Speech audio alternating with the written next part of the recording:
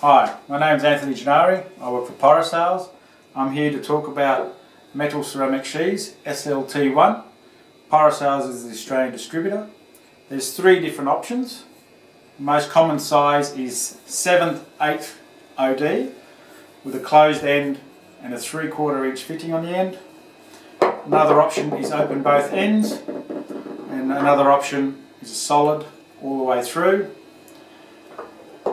The SLT-1 is a combination of 65% chromium and 35% alumina. They're manufactured by a slip cast, sintered and oxidised, which gives them, when they do the oxidation, gives them these green-black colour.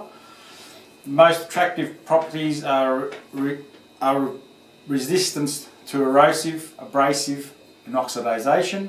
Got very good thermal conductivity, and they're non-wetted by most molten metals. And probably the best is their great high strength.